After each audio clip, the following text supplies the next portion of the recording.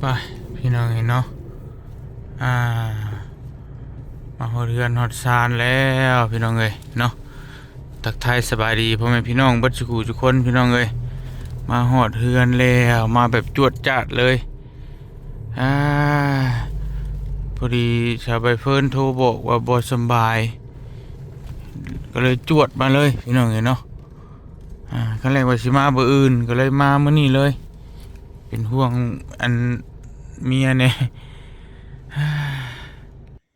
เอาสบายดีเด้อพี่น้องกับทักทายสบายดีพ่อแม่พี่น้องเบัดสุขุทุกคนเนาะฮอดเทือนฮอดซานแล้วตอนนี้ก็เป็นเวลาเที่ยงคืนพี่น้องเลยต่อเก็บเครื่องเก็บของเนาะ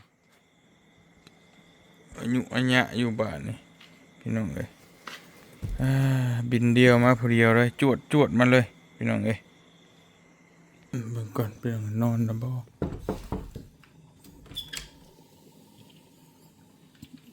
นอนเบิดแล้วนอนเบิดแล้วเช้าแล้วมาสบาย กินยาไหมกินยาเจ็บคอฉีดครับปะฉีดด้วยอันนี้ฉีดที่นี่บ่ฉีดใช่ฉีดแต่ก็คืนเศร้าอยู่บนเตียงเอาเนี่ยฉีดพี่น้องเห็นเนาะเอาไว้อย่างนี้เอาไว้ฉีดใช่ฉีดตื่นมันก็ฉีดแต่คืนไว้เศร้าละ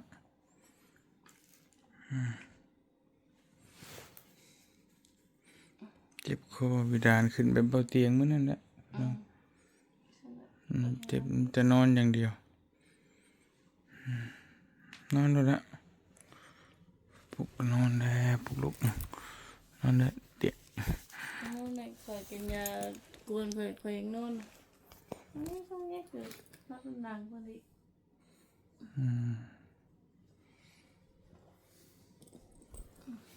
นอนพี่น้องเอ้ยเฮาพี่น้องเอ้ยเนาะกะมาฮอดเฮือนฮอดซานเรียบร้อยบ้านนี้กะเวลาจักโมงบ่นี่โอ้ป้าตีหนึ่งเลยตีหนึ่งพอดีพี่น้องเอ้ยเนาะต่อเพื่อมาฮอดใส่วัมพี่น้องเอ้ย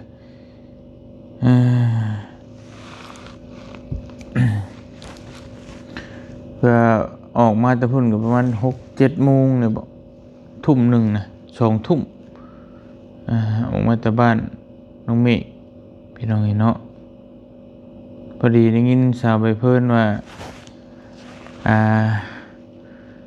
บ่สบายพี่น้องจนได้ไปเข้าห้องหมอเอาเตียงก็เหยียบเลยเนาะบ่ได้นั่นเลยพี่น้อง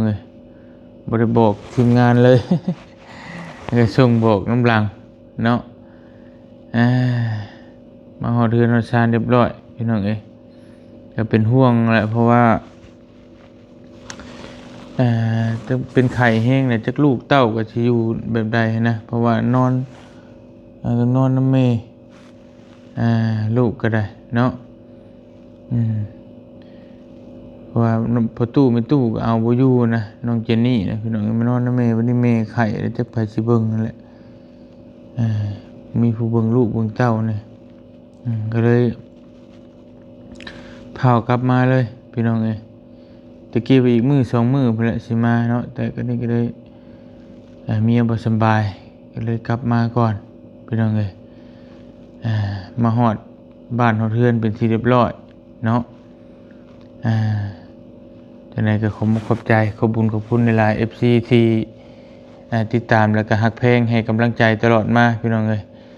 ขอบใจหลายๆเด้อเนาะให้อยู่ดีมีแฮงบัดทุกคนพี่น้องเดี๋ยวก็เห็นเขาโลดพุ่นเขาโลดพี่บ่เตียงก็จวดพุ่นจวดพี่เพราะว่าเวียกงานนั่นน่ะพี่น้องเฮาบ่ไปก็บ่ได้เนาะเฮาสิอยู่แต่หม้องเก่าก็บ่ได้เฮาต้องไปสิแหละคือ ทางลาวใต้ก็เพิ่นบ่เฮาบ่ไปเพิ่นก็ท่าเฮาพี่น้องเฮ็ดเวียกงานนู่นนี่ก็ให้เฮาเป็นผู้นำพานั่นแหละเนาะ นอกจากมันจำเป็นอีหลีเฮาก็ต้องบอกให้เพิ่นดำเนินการเลยแต่ว่าเฮาก็ต้องไปนะพี่น้องบ่เตียงที่เป็นคนที่บ่มักแบบไปถิ่มงานถิ่มการน่ะมอบให้ผู้นั้นผู้นี้แบบว่ามันบ่คักส่ำเฮาเฮ็ดเองอะนะทุกสิ่งทุกอย่าง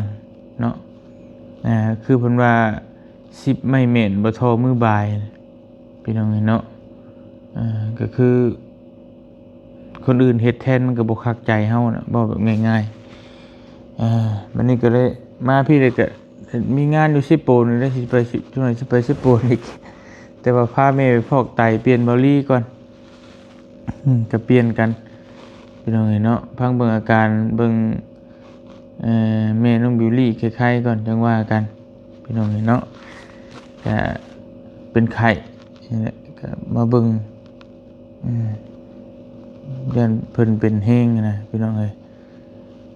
เป็นห่วงก็ได้เหยียบมาเลยพี่น้องเนาะตั้งแต่ตอนแรงพุ่นมาฮอดจนดึกบ่กินข้าวเลยพี่น้องเอ้ยเลิกงานเลิกเวียกมาเหยียบเลยบ่ได้ชนหยังเลยเพิ่นมาฮอดพี่ก็ดึกจ้อยเนาะพี่น้องเนาะโตพี่น้องฮอดมาฮอดสวรรณเขตเฮาก็บ่คืออยู่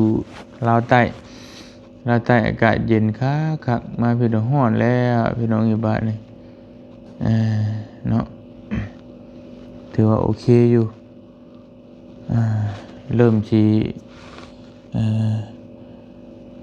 งามละกาแฟก็มีแฮงใจนิดนึงพี่น้องเนาะเห็นกาแฟงามเฮาก็มีแฮงนะเจ้าของสวนผ่านไป2 เดือนเฮาก็เฮ็ดปลูกไว้พี่น้องเอ้ยก็บ่ฮู้ว่ามันสิได้เก็บได้อิหยังดอกแต่ว่าเฮาก็จะเฮ็ดอันน่ะใจมักก็เฮ็ดลองเบิ่งเพื่อว่าได้เก็บคือหมู่พี่น้องเอ้ยก็ต่างเฮ็ดอย่างมักจะลองเบิ่งนั่นแหละก็ลองเบิ่งก็ท่าเบิ่งนํกันพี่น้องเอ้ยได้เก็บบ่ได้เก็บก็เฮ็ดนํกันนี่แหละบ่เตียงก็สิถ่ายให้เบิ่งตลอดเนาะเพื่อสิได้เก็บก็จักสิเห็นจักรอบถ่ายอยู่ตลอดถ่ายคู่มื้อพี่น้องจนสิเบื่อเลยพี่น้องเนาะจังได๋ก็จะพาเบื่อพาหน่ายกันเด้อพี่น้องเอ้ยอดทนเบิ่งเอากันก่อนเนาะเพราะว่าเฮาเห็นมันงามเฮาก็อยากถ่ายให้เบิ่งคนบ่เคยมีสวนกาแฟเลยพี่น้องมันก็สิเฮ่อๆนี่ ประมาณนี้แหละเนาะ